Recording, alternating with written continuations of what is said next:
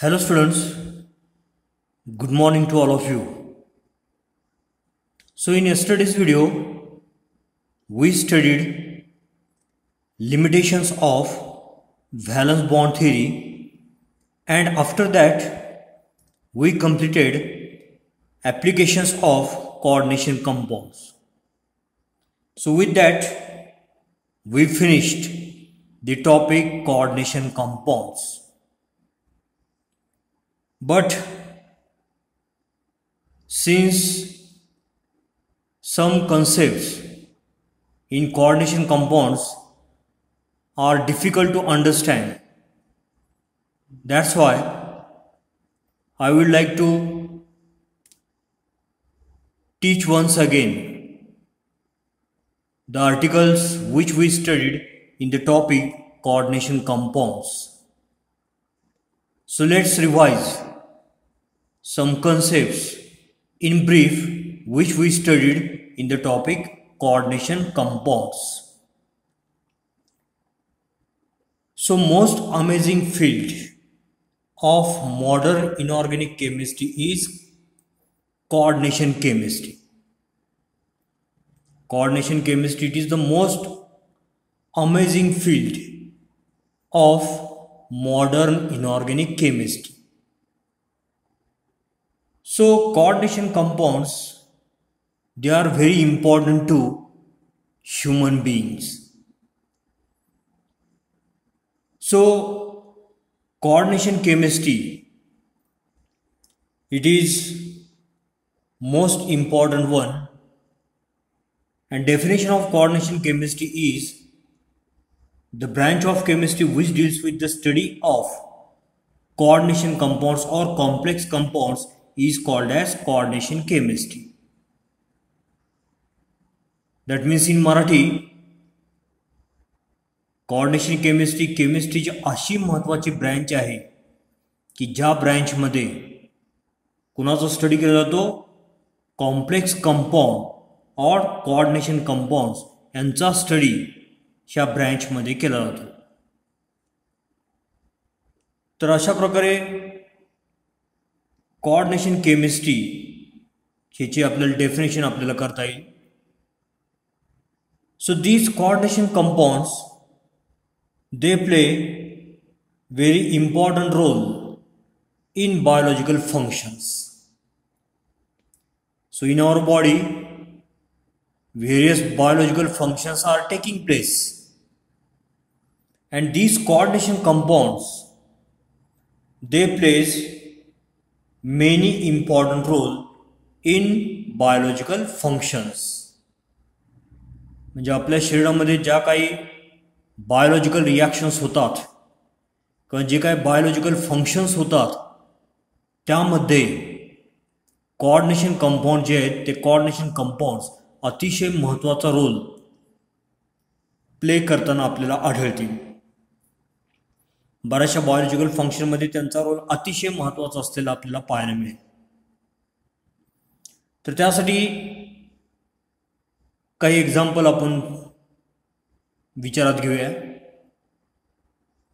So photosynthesis which is taking place in the plant, it is due to the presence of chlorophyll.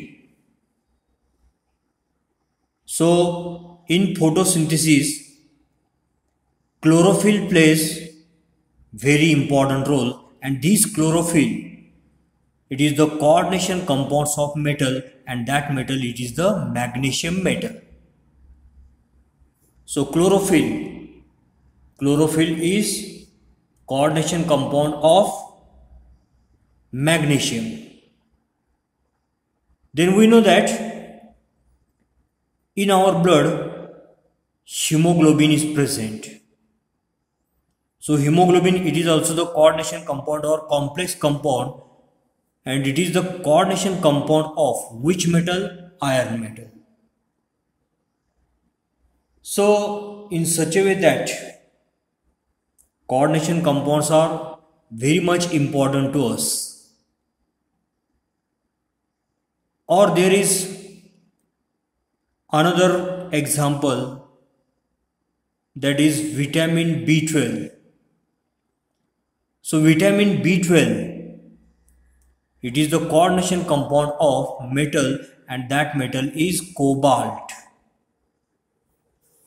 So in short, we can say that due to their presence in various biological functions, coordination compounds are very important to all the human beings. So let's study the meaning of coordination compounds. So coordination compound consists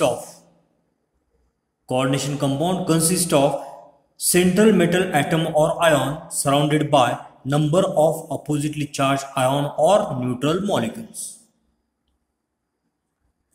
coordination compound जे आहेत तर त्या coordination compound मध्ये central metal item किंवा ion असतो आणि त्याच्या भोवताली it is surrounded by number of oppositely charge ion or neutral molecules. जे सेंट्रल मेटल ॲटम किंवा आयॉनच्या भोवताली अपोजिटली चार्ज आयॉन्स प्रेझेंट आहेत किंवा न्यूट्रल मॉलिक्युल्स प्रेझेंट आहेत, तर अशी जे काही कंपाउंड्स आहेत त्यांना आपण काय म्हणतो, coordination compounds. For example, take this example, PtNH3 twice Cl2. So this complex or this coordination compound having the name diamine dichlorido platinum 2. Its name is diamine dichlorido platinum 2. तर आता ह्या कॉम्प्लेक्सचं नाव डायअमीन डायक्लोरिडो प्लॅटिनम सेकंड आहे किंवा platinum 2 आहे. तर हे अशा प्रकारे नाव कुठल्या मेथडने दिलेलं असेल तर IUPAC मेथडने दिलेलं आहे. तर त्याचा अभ्यास आपण नंतर करणार आहोत. ॲट प्रेझेंट फक्त एवढं लक्षात ठेवा, आपण एक कॉम्प्लेक्स कन्सिडर केले PtNH3 twice Cl2 आणि त्याचं नाव काय आहे, डायअमीन डायक्लोरिडो प्लॅटिनम 2. तर आता हे जे कॉम्प्लेक्स आहे, ह्या कॉम्प्लेक्समध्ये सेंट्रल मेटल ॲटम किंवा आयॉन आहे, तो कुठला आहे, प्लॅटिनम. तर त्या प्लॅटिनमला परत सराउंड केलेलं आहे. कोण सराउंड केलेलं आहे, oppositely charge ion or neutral molecules. Chloride ion किंवा अमोनिया मॉलिक्युल्सनं त्याला सराउंड केलं आहे. म्हणजे हे कोणाचं एक्झाम्पल आहे, it is the example of coordination compounds. त्यानंतर कोऑर्डिनेशन कंपाउंड म्हणजे काय हे आपण स्टडी केल्यानंतर आपण नेक्स्ट स्टडी करूया, that is ligands. So ligands are nothing but the species surrounding the central metal atom or ion are called as ligands. Coordination कंपाउंडच्या सेंटरला काय प्रेझेंट आहे, सेंट्रल मेटल ॲटम किंवा आयॉन आहे. सेंट्रल मेटल ॲटम किंवा आयॉनला ज्या स्पेसिसनं surround केलेलं आहे, त्याच्या भोवताली ज्या स्पेसिस आहेत त्यांनाच काय म्हटलं जातं, it is called as ligands. So definition of ligands is the species surrounding the central metal atom or ion, they are called as ligands. So in ligands, in coordination compounds, ligands are attached to the central metal atom or ion, and it is attached to central metal atom or ion by means of coordinate bond. तर coordination compound जे आहेत किंवा complex compound जे आहेत, त्या coordination compound मध्ये काय पाहायला मिळतं आपल्याला, तर सेंट्रल मेटल ॲटम किंवा आयॉन जो आहे त्याला अटॅच झालेले आहेत. कोण अटॅच झाले आहेत, लिगँड्स अटॅच झाले आहेत. आणि ते लिगँड्स कुठल्या बॉन्ड मार्फत अटॅच झालेले आहेत, coordinate bond. So coordinate bond it points to the electron acceptor. आता कोऑर्डिनेट बॉन्ड जो आहे तो कोऑर्डिनेट बॉन्ड आपण ॲरोने दाखवतो, ॲरोने कोऑर्डिनेट बॉन्ड आपण असा ॲरोने दाखवतो. So coordinate bond it points, तो कोऑर्डिनेट बॉन्ड जो आहे तो कोऑर्डिनेट बॉन्ड पॉइंट करतो कुठं, तर ज्यांनी इलेक्ट्रॉन ॲक्सेप्ट केलेले आहेत त्या बाजूला तो काय होतो, पॉइंट आउट झालेला आपल्याला पाहायला मिळतो. So coordinate bond points to electron acceptor. So coordinate bond it is form by sharing of electron pair by the ligand. आता हा जो कोऑर्डिनेट बॉन्ड आहे तो कोऑर्डिनेट बॉन्ड कसा तयार होतो, तर लिगॅंडकडे जी काय excess lone pair of electron आहे त्या एक्सेस लोन पेअर ऑफ इलेक्ट्रॉनचा वापर लिगॅंड काय करतं, तर बॉन्ड फॉर्म करतं कुणामध्ये, लिगॅंड आणि सेंट्रल मेटल ॲटम किंवा आयॉनमध्ये. म्हणजे सेंट्रल मेटल ॲटम किंवा आयॉन आणि ह्या लिगॅंड मध्ये कुठला बॉन्ड प्रेझेंट आहे, कोऑर्डिनेट बॉन्ड प्रेझेंट आहे. आणि हा कोऑर्डिनेट बॉन्ड जो आहे तो कोऑर्डिनेट बॉन्डमध्ये ज्या इलेक्ट्रॉननं भाग घेतलेला आहे ते इलेक्ट्रॉन्स मात्र कोणाचे आहेत, लिगॅंडचे. म्हणजे इथे इक्वल शेअरिंग नाही, फक्त कोण शेअरिंग करतोय, सेंट्रल मेटल ॲटम किंवा आयॉन्स शेअरिंग करत नाही इलेक्ट्रॉनचं, पण कोण शेअरिंग करतो, लिगॅंड शेअरिंग करतो. तर हे जे लिगॅंड्स आहेत हे लिगॅंड इलेक्ट्रॉन डोनेट करतात. So ligands being electron donor they are called as Lewis base. तर आपण 11th स्टँडर्डला आपण लेव्हिज ॲसिड्स किंवा लेव्हिज बेस यांचा आपण अभ्यास केलेला आहे. तर लेव्हिज ॲसिड्स म्हणजे काय, इलेक्ट्रॉन पेअर ॲक्सेप्टर.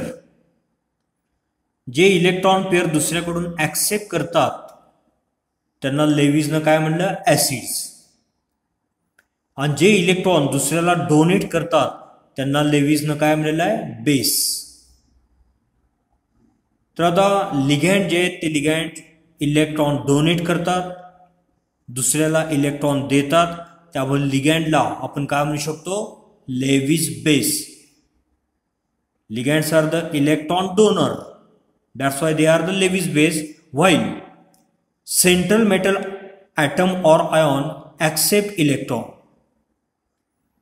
तर कॉम्प्लेक्स किंवा कोऑर्डिनेशन कंपाऊंडमध्ये जो सेंट्रल मेटल ॲटम आहे किंवा आयॉन आहे तो इलेक्ट्रॉन ॲक्सेप्ट करत असतो. आणि इलेक्ट्रॉन ॲक्सेप्ट करतोय म्हणजे सेंट्रल मेटल ॲटम किंवा आयॉन काय म्हणून ॲक्ट होतो, लेव्हिज ॲसिड. इलेक्ट्रॉन पेअर ॲक्सेप्टर त्याला ॲसिड म्हणतो. म्हणून सेंट्रल मेटल ॲटम किंवा आयॉन इलेक्ट्रॉन पेअर ॲक्सेप्ट करतात म्हणून ते काय आहेत, लेव्हिज ॲसिड. त्यानंतर नेक्स्ट आर्टिकल आपण स्टडी केलं होतं टाइप्स ऑफ लिगॅंड्स. कोऑर्डिनेशन कंपाऊंडमध्ये आपण स्टडी केलं. कोऑर्डिनेशन कंपाऊंड म्हणजे असं कंपाऊंड की ज्या कंपाऊंडमध्ये सेंटरला काय आहे, सेंट्रल मेटल ॲटम किंवा आयॉन आहे आणि त्याच्या भोवताली त्याला सराउंड केलं. कोण सराउंड केलेलं आहे, ऑपोजिटली चार्ज आयॉन किंवा न्यूट्रल मॉलिक्युलनं त्याला सराउंड केलेलं आहे, तर त्याला आपण कोऑर्डिनेशन कंपाऊंड म्हणतो. त्यानंतर कोऑर्डिनेशन कंपाऊंडमध्ये लिगॅंड्स असतात. लिगॅंड म्हणजे काय, तर सेंट्रल मेटल ॲटम किंवा आयॉनला ज्या स्पेसिस सराउंड करतात त्यांना आपण काय म्हणतो, लिगॅंड्स. तर कोऑर्डिनेशन कंपाऊंडमध्ये जे लिगॅंड्स आहेत ते लिगॅंड्स हे इलेक्ट्रॉन डोनर आहेत म्हणून त्यांना आपण काय म्हणू शकतो, लेव्हिज बेस. आणि कोऑर्डिनेशन कंपाऊंडमध्ये जो सेंट्रल मेटल ॲटम आहे किंवा आयॉन आहे तो इलेक्ट्रॉनची पेअर ॲक्सेप्ट करतो म्हणून तो काय आहे, Lewis acid.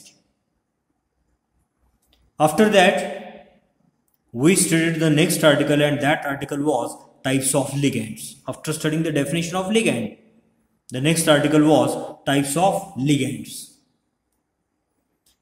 So ligands are classified or there are two types of ligands. आता याचं क्लासिफिकेशन किंवा ह्याचे दोन टाइप्स आहेत. तर ते दोन टाइप्स कुठल्या आधारे केलेले आहेत त्याचा अभ्यास आपण सुरुवातीला करूया. So depending upon the number of donor atom in ligand, that is denticity, ligands are of two types, monodentate ligand and पॉलिडेंटेट लिगँड्स. तर लिगँडमध्ये डोनर ॲटमची जी काही संख्या आहे त्या डोनर ॲटमच्या संख्येवरून लिगँडचं क्लासिफिकेशन केलं आहे. कसं क्लासिफिकेशन केलं आहे? मोनोडेंटेट आणि पॉलिडेंटेट लिगँड्स. तर आपण सुरुवातीला मोनोडेंटेट लिगँड त्यालाच युनिडेंटेट लिगँड असं सुद्धा म्हटलं जातं. तर सुरुवातीला आपण मोनोडेंटेट लिगँडचा आपण स्टडी केला.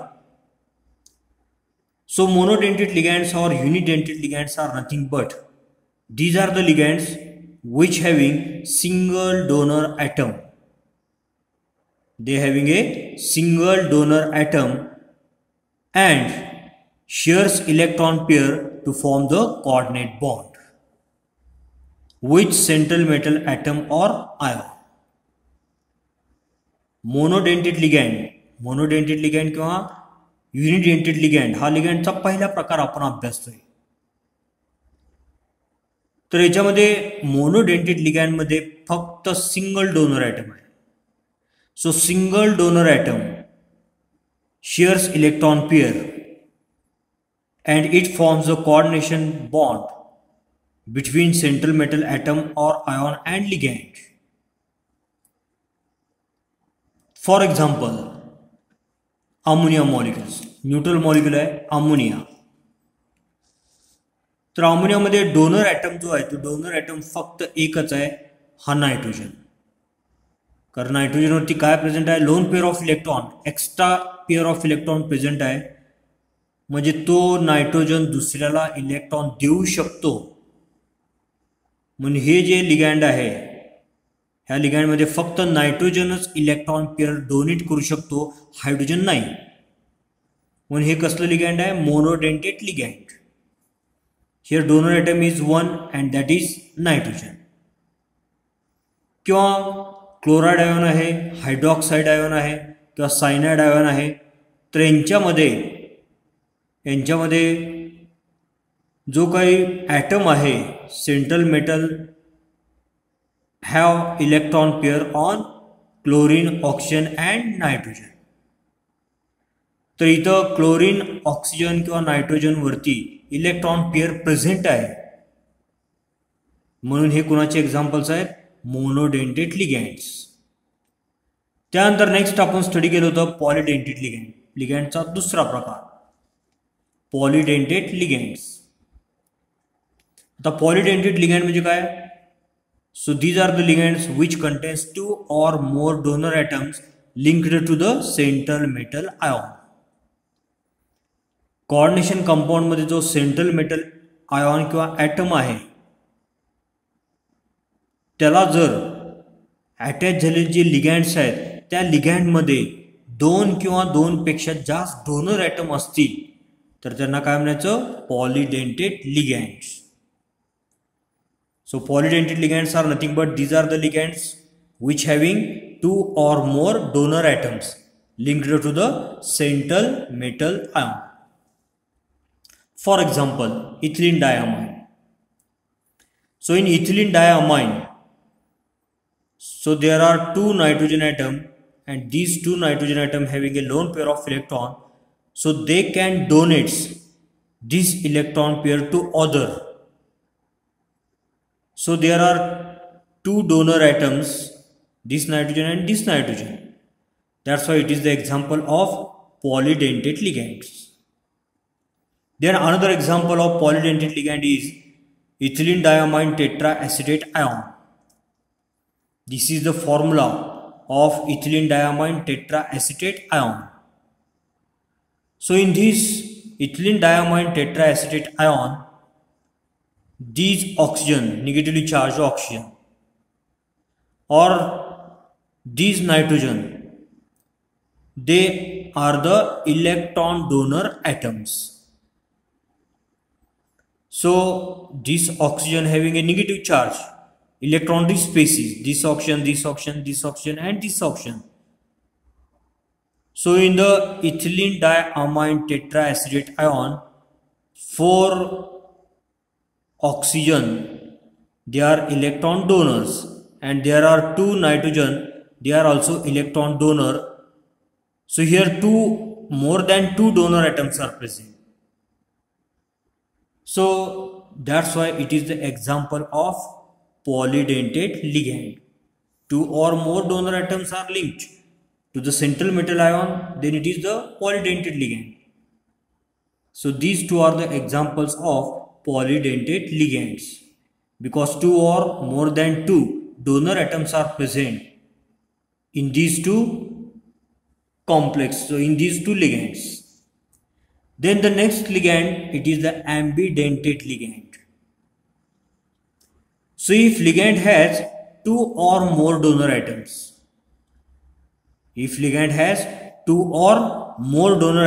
but if only one donor atom it is attached to the metal,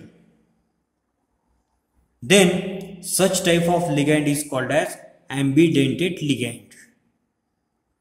Ambidentate ligands are nothing but these are the ligands, they having two or more donor atoms, but still only one donor atom is attached to the metal. Take examples. For example, ligand that is NO2 minus. So this NO2 minus, it having two donor atoms, nitrogen and oxygen. So on this option, lone pair of electron or negative charge is present, that's why it is electron rich. And on this nitrogen, electron pair is also present, unshared electron pair is also present. So in this ligand there are two donor atoms, nitrogen and oxygen. But out of these two donor atoms, only one is linked to metal as MONO or MnO2. So here in such ligands, out of two donor atoms, only one is linked to the metal. For example, consider the complex MONO. तर इथं हा जो metal आहे, M म्हणजे metal, तर ह्या मेटलला हा पण इलेक्ट्रॉन डोनर आहे, हा इलेक्ट्रॉन डोनर आहे, किंवा हा सुद्धा इलेक्ट्रॉन डोनर आहे. तर दोन ऑक्सिजन पैकी एक ऑक्सिजन ह्या मेटलला जॉईन झालेला आहे आणि दुसरा जो नायट्रोजन आहे तो नायट्रोजन मात्र मेटलला जॉईन झालेला नाही. Only one donor atom it is attach to the metal. किंवा आणखीन एक दुसरं एक्झाम्पल घेतलं, for example complex of type MnO2. आता इथं मेटल जो आहे तो मेटलला फक्त या दोन डोनर ॲटमपैकी फक्त एकच डोनर ॲटम अटॅच झाला आहे आणि तो आहे नायट्रोजन. मग अशी मेटलला कोण अटॅच झाला होता? ऑक्सिजन. आता इथे मेटलला कोण अटॅच झाला आहे? नायट्रोजन. तर अशा प्रकारे ॲम्बिडेंटेड लिगँडची एक्झाम्पल्स आपण स्टडी केली होती. किंवा सायनाइड लिगँड घेतलं तर त्या सायनाइड लिगँडमध्ये सुद्धा दोन डोनर ॲटम्स आहेत, एक कार्बन आहे आणि एक नायट्रोजन. आणि हे कार्बन आणि नायट्रोजन मग कॉम्प्लेक्स मधल्या मेटल ॲटम किंवा आयॉनला जॉईन होत असताना असं जॉईन होतं MCl. म्हणजे इथं मेटल जो आहे तो मेटलला CN मधला कार्बन जॉईन झालेला आहे. आणि आणखीन एका वेगळ्या प्रकारे सुद्धा लिंकिंग पाहायला मिळतं. त्याच्यामध्ये कसं आहे MnC. तर जो सेंट्रल मेटल ॲटम किंवा आयॉन आहे त्याला कोण अटॅच झालेला आहे? नायट्रोजन. तर अशा प्रकारे लिगँडची आपण टाईप स्टडी केले. मोनोडेंटेड लिगँड, पॉलिडेंटेड लिगँड आणि नेक्स्ट वन होतं ॲम्बिडेंटेड लिगँड. तर अशा प्रकारे आपण इथं लिगँड्स जे आहेत त्या लिगँडचे टाईप्स आपण स्टडी केले. आता लिगँडचे टाईप स्टडी केल्यानंतर आपण नेक्स्ट आर्टिकल स्टडी केलं होतं, and that article was terms used in coordination chemistry. आता नेक्स्ट आर्टिकल जे आहे ते नेक्स्ट आर्टिकल होतं terms used in coordination chemistry. तर इथं terms used in coordination chemistry हे आर्टिकल आपण नेक्स्ट स्टडी केलं होतं. क्लासिफिकेशन ऑफ लिगँड नंतर हे आर्टिकल आपण स्टडी करतो. आता याच्यामध्ये बघा, सुरुवातीला आपण टर्म्स युज्ड इन कोऑर्डिनेशन केमिस्ट्रीमध्ये कोऑर्डिनेशन स्पेअर म्हणजे काय हे अभ्यासलं, किंवा नंतर कॉम्प्लेक्स आयन किंवा काउंटर आयन म्हणजे काय याचा सुद्धा आपण अभ्यास केलेला आहे. आता कोऑर्डिनेशन स्पेअर म्हणजे काय बघा, central metal atom or ion and ligand attached to each are enclosed in a square bracket and is together called as coordination sphere. तर coordination sphere म्हणजे सेंट्रल मेटल ॲटम किंवा आयॉन आणि त्याला attach झाले जे लिगँड्स आहेत ते लिगँड एका स्क्वेअर ब्रॅकेटमध्ये एनक्लोज केलेले असतात. तर त्यांना एकंदरीत किंवा एकत्रित काय म्हटलं जातं, कोऑर्डिनेशन स्पेअर.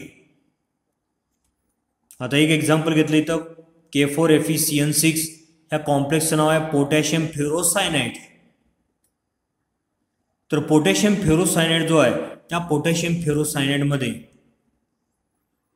सेंट्रल मेटल जो आहे तो सेंट्रल मेटल हा Fe आहे आणि त्याला परत ह्या 6 सायनाइड लिगँड CN म्हणजे सायनाइड 6 CN लिगँड्स त्याला अटॅच झाले.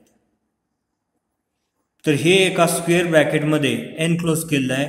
तर ही जी कम्प्लीट जे काय आहे त्यालाच आपण काय म्हणतो, coordination sphere. Central metal atom or ion and ligands attached to each enclosed in a square bracket. It is together called as coordination sphere. त्यानंतर नेक्स्ट आपण स्टडी केलं होतं, that is the complex ion. Meaning of complex ion. आता complex ion म्हणजे काय, तर coordination spare जो आहे त्या कोऑर्डिनेशन स्पेअरवरती जो काही नेट चार्ज असतो तो नेट चार्ज म्हणजे काय असतो, that is the complex ion. म्हणजे कोऑर्डिनेशन स्पेअर जे आहे त्या कोऑर्डिनेशन स्पेअरवरती जर चार्ज असेल तर ते जे आयॉन आहे त्यालाच काय म्हणायचं, complex ion. So when coordination spare comprising central metal ion and surrounding ligands together carry a net charge and it is called complex ion. See this particular complex. So here this coordination pair square bracket मध्ये enclose केला, तर त्या coordination pair वरती net charge आहे किती charge 4- म्हणजे मग ही जी काय आहे ह्यालाच आपण काय म्हणतो, कॉम्प्लेक्स आयॉन. त्यानंतर नेक्स्ट आपण स्टडी केलं होतं काउंटर आयॉन्स.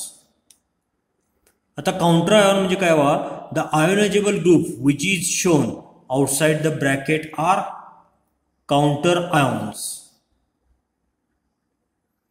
तर ब्रॅकेटमध्ये जे काय एनक्लोज केलं असतं कोऑर्डिनेशन कंपाऊंडमध्ये ब्रॅकेटमध्ये जे काय एनक्लोज केलेलं आहे त्याला आपण कोऑर्डिनेशन स्पियर म्हणतो. आणि ब्रॅकेटच्या बाहेरच्या बाजूला जर एखादा आयॉन असेल तर त्याला काय म्हणायचं, counter ion. The ionizable group which is shown outside the bracket are counter ions. आता एक एक्झाम्पल आपण घेतलंय कॉम्प्लेक्स K4FeCN6 याचं नाव आहे पोटॅशियम फेरोसायनाइड. तर ह्या पोटॅशियम फेरोसायनाइडचं डिसोसिएशन झालं तर K+ आयॉन आणि FeCN6 4- आयॉन तयार होतात. हा पॉझिटिव्हली चार्ज आयॉन आणि हा निगेटिव्हली चार्ज आयॉन तयार झाला. मग हे जे आहे ह्यालाच आपण काय म्हणतो, that is called as coordination spare. आणि जो दुसरा जो आयॉन आहे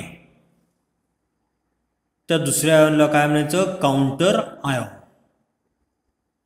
so the ionizable group which is shown outside the bracket, ब्रॅकेटच्या बाहेरच्या बाजूला जो काय आयोनायझेबल ग्रुप असेल त्यावेळेलाच आपण काय म्हणतो काउंटर आयॉन.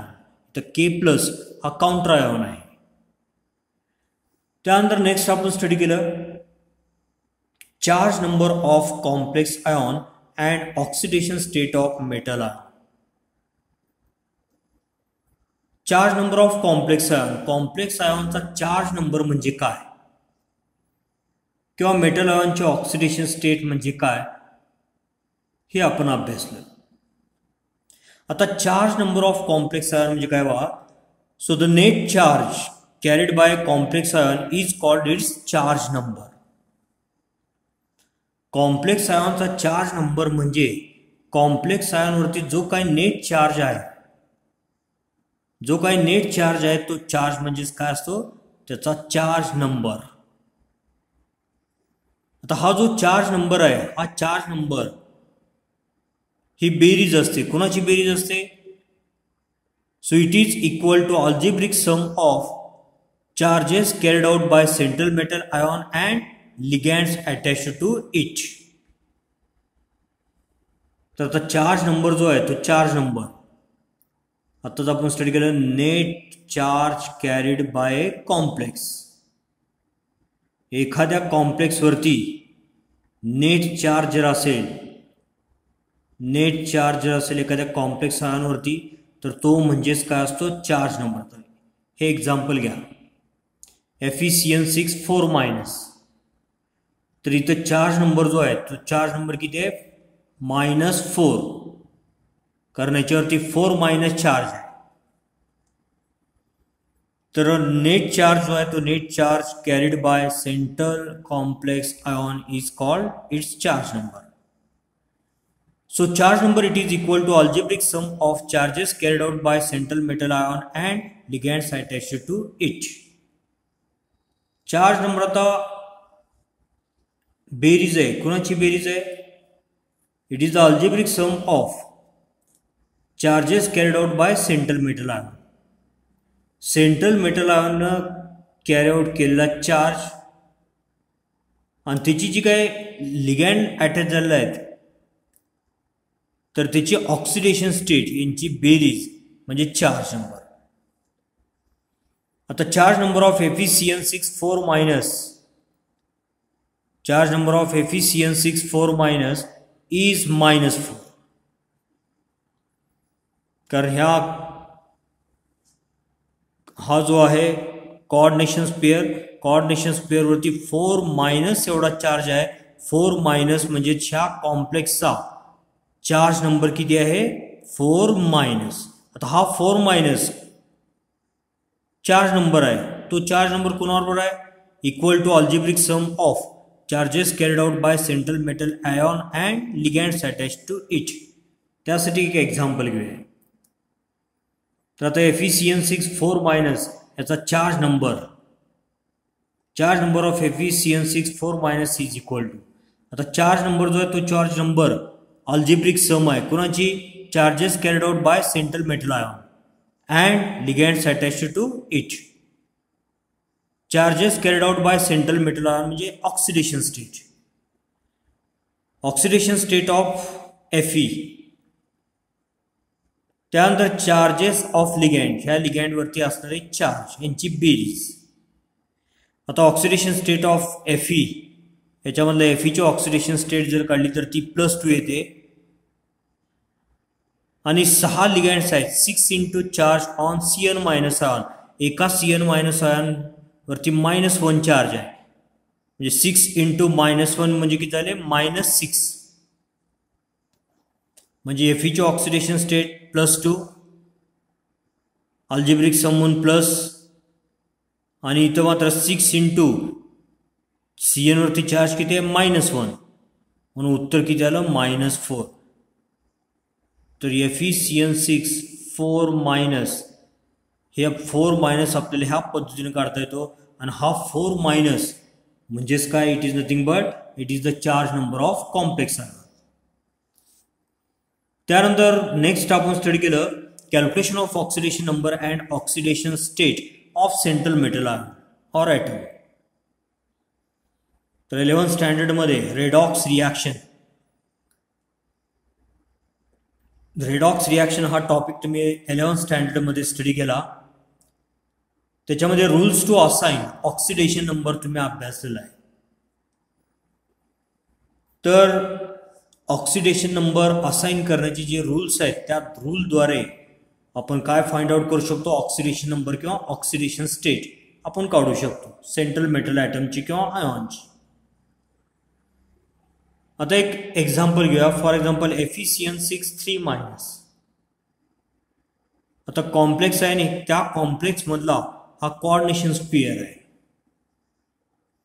तर आता याच्यावरती चार्ज किती आहे, 3- चार्ज आहे. म्हणजे 3- चार्ज आहे म्हणजे हा 3- काय आहे, तो चार्ज नंबर आहे.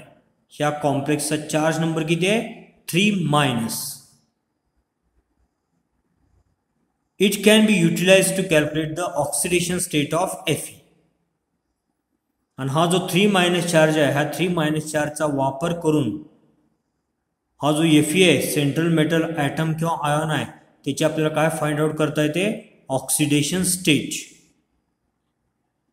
त्यासाठी आपण एक्झाम्पल घेतलं होतं.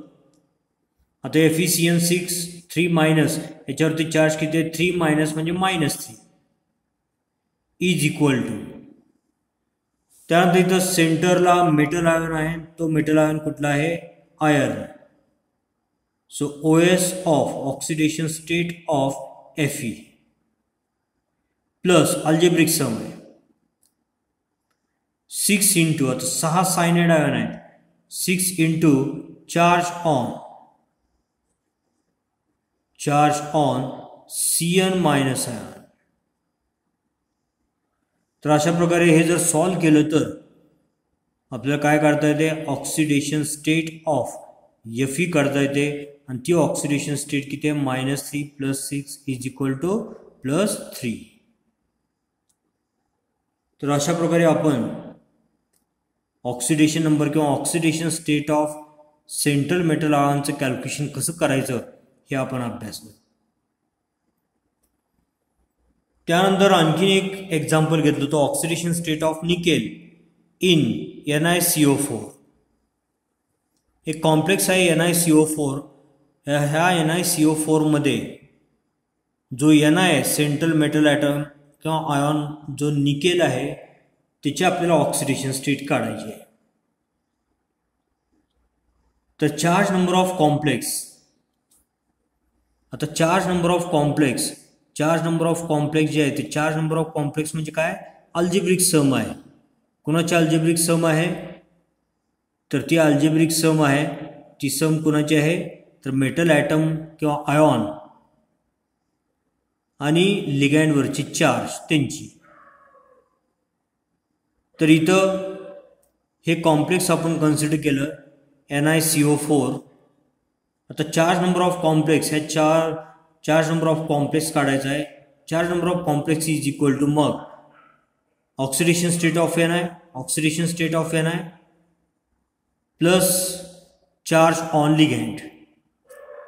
ह्या लिगँडवरती किती चार्ज आहे तो, मग इथं ऑक्सिडेशन स्टेट ऑफ निकेल हे आपल्याला फाइंड आउट करायचं आहे. आता चार्ज नंबर ऑफ कॉम्प्लेक्स इथं काहीच चार्ज नाही, म्हणजे तो किती आहे, 0. म्हणजे 0 is equal to oxidation number of Ni plus 4 × 0. म्हणजेच इक्वेशन सॉल्व केलं तर काय आन्सर आलं, oxidation state of nickel is 0. त्यानंतर नेक्स्ट आपण आर्टिकल स्टडी केलं आणि ते जे आर्टिकल होतं ते आर्टिकल कुठलं होतं, next article was coordination number, that is coordination number of central metal ion. आता कोऑर्डिनेशन नंबर त्यालाच आपण शॉर्टमध्ये काय म्हणतो, Cn. Coordination number of central metal ion. तर एखादा कॉम्प्लेक्स आहे, त्या कॉम्प्लेक्समध्ये सेंट्रल मेटल आयॉन आहे, तर त्या सेंट्रल मेटल आयॉनवरून त्याचा कोऑर्डिनेशन नंबर काढायचा आहे. So the number of ligands which are directly attached to the central metal atom or ion in a complex is called as coordination number of central metal atom or ion. Coordination compound मध्ये coordination compound मध्ये जो central metal item किंवा ion आहे, तर त्या central metal item किंवा आयॉनला किती लिगँडनं directly attach केलेला आहे तो म्हणजे काय असतो, त्या मेटलचा काय असतो, कोऑर्डिनेशन नंबर. तर अशा पद्धतीनं कोऑर्डिनेशन नंबर ची डेफिनेशन लक्षात ठेवा, परीक्षेच्या दृष्टिकोनातून महत्त्वाची आहे. आता इथे एक एक्झाम्पल घेतलंय CONH3,4Cl2 आणि हा जो कोऑर्डिनेशन स्पेअर आहे त्याच्यावरती चार्ज आहे -1. तर ह्या कॉम्प्लेक्समध्ये आपण rules to assign oxidation number जर यूज केले तर आपल्याला काय काढता येतो, coordination number of CO3+ ion काढता येतो. तर इथं coordination number of CO3+ ion it is 6, कारण हा जो सेंट्रल मेटल आयॉन आहे किंवा मेटल आहे त्याला 4 अमोनिया मॉलिक्युल्स आणि 2 क्लोराइड आयॉन सराउंड केले. 4 आणि 2 6. म्हणजे कोऑर्डिनेशन नंबर ऑफ CO3+ काय आणखीन, तर coordination number of CO3+ in complex is 6. Then second one, consider bidentate ligand C2O4 2- or ethylene diamine. तर इथं आपल्याला काय करायचं आहे, तर कोऑर्डिनेशन नंबर म्हणजे काय ते आपण सुरुवातीला स्टडी केलं. तर सेंट्रल मेटल ॲटम किंवा आयॉनला किती संख्येनं लिगँड अटॅच झालं आहे ती संख्या म्हणजेच काय असतो, कोऑर्डिनेशन नंबर असतो त्या मेटल ॲटमचा किंवा आयॉनचा. आता इथं एक आपण एक्झाम्पल आपण कन्सिडर करतोय. तर हे जे कॉम्प्लेक्स आहे ह्या कॉम्प्लेक्समध्ये coordination number of CO3+ CO वरती +3 चार्ज आहे. तर coordination number of CO3+ ion in the complex is 6.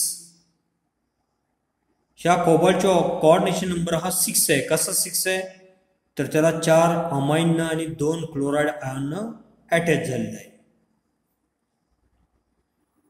त्यानंतर नेक्स्ट आपण स्टडी केलं होतं, consider bidentate ligand C2O4 2- or ethylene diamine as a bidentate ligand. So the complexes, आता हे जे लिगँड आहेत ह्या लिगँडने तयार केलेली कॉम्प्लेक्सेस, त्याच्यामध्ये मेटल ॲटम असेल आणि बाकीचा हा राहिला कोऑर्डिनेशनचा पार्ट. FeC2O4 3- आणि दुसरं कॉम्प्लेक्स आहे COEN3 3+. तर इथं काय करता येईल आपल्याला, तर इथं आपल्याला कोऑर्डिनेशन नंबर जो आहे तो कोऑर्डिनेशन नंबर आपल्याला फाइंड आउट करता येईल. तर अशा प्रकारे हे जे 2 कॉम्प्लेक्स आहेत ह्या 2 कॉम्प्लेक्सकडे 3 बायडेंटेट लिगँड्स आहेत. तर total donor atom in 3 of ligands is 6. Hence coordination number of Fe3+ and CO3+ it is 6. तर हा जो 6 नंबर आहे तो 6 नंबर म्हणजे काय असणार आहे, total donor atom in 3 of ligands. तर त्याला आपण काय म्हणतो, that is called as coordination number. तर थोडंसं आजच्या लेक्चरला आपण coordination कंपाऊंडमध्ये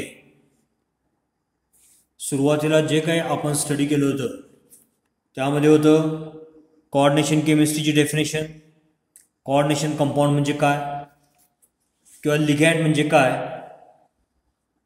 then after studying the definition of ligand we studied types of ligand, for example monodentate, polydentate or ambidentate ligands. Then we studied terms used in coordination chemistry. So terms used in coordination chemistry. तर याच्यामध्ये coordination sphere म्हणजे काय, complex ion म्हणजे काय किंवा counter ion कुणाला म्हणायचं याचा आपण अभ्यास केला. किंवा charge number of a complex ion म्हणजे काय, त्याची मिनिंग किंवा त्याचे एक्झाम्पल आपण स्टडी केले. त्यानंतर calculation of oxidation number of central metal atom or ion or oxidation state of central metal atom or ion त्याचा आपण अभ्यास केला. तर इथं त्या पद्धतीनं जर स्टडी केलं, प्रत्येकाच्या व्हॅल्यूज ठेवल्या तर लास्टला लक्षात येतंय. तर इथं ऑक्सिडेशन स्टेट जी आहे, ह्या निकेल कॉम्प्लेक्समध्ये ऑक्सिडेशन स्टेट जी आहे ते ऑक्सिडेशन स्टेट फायनली किती येते, 0. तर इथं आपण कॅल्क्युलेशन ऑफ ऑक्सिडेशन नंबर किंवा oxidation state of central metal ion study केलं. तर आपण एक कॉम्प्लेक्स घेतलं FeCN6 3- एक कॉम्प्लेक्स घेतलं. तर त्याच्यानंतर आपण काय फाइंड आउट केला, ऑक्सिडेशन स्टेट काढला. कोणाचा ऑक्सिडेशन स्टेट, Feचा ऑक्सिडेशन स्टेट किती निघाला, +3. सो -3 चार्ज आहे, -3 is equal to oxidation number of Fe plus 6 into charge on cyanide ion. तर अशा प्रकारे इक्वेशन सॉल्व केल्यानंतर व्हॅल्यू ती +3. तर अशा पद्धतीने कॅल्क्युलेशन ऑफ ऑक्सिडेशन नंबर और ऑक्सिडेशन स्टेट हे आर्टिकल सुद्धा आपण स्टडी केलं. त्यानंतर कोऑर्डिनेशन नंबर, त्यालाच आपण CN म्हणतो, coordination number of central metal ion आपण स्टडी केलं. कोऑर्डिनेशन नंबर म्हणजे काय, number of ligands which are directly attached to the central metal atom or ion in a complex is called as coordination number of metal atom or ion. Coordination number म्हणजे असा number की जो number कोणाचा आहे, लिगँड्स, आणि हे जे लिगँड्स आहेत हे लिगँड्स डायरेक्टली अटॅच झाले आहेत कुणाबरोबर, सेंट्रल मेटल ॲटम किंवा आयॉन बरोबर डायरेक्टली अटॅच झाले आहेत. तर त्याला आपण कोऑर्डिनेशन नंबर असं म्हणलं. तर त्याच्यानंतर आणखी काही एक्झाम्पल सुद्धा आपण स्टडी केली होती इथं. तर आजच्या लेक्चरला आपण परत एकदा कोऑर्डिनेशन कंपाऊंडवरती रिव्हिजन टाकायला सुरुवात केली आहे. तर आपण आता coordination number of central metal ion इथपर्यंत आपण परत एकदा रिव्हिजन टाकलेली आहे. याच्या पुढची रिव्हिजन जी आहे ती नेक्स्ट व्हिडिओमध्ये आपण टाकूया. So here we are going to stop here. Thank you.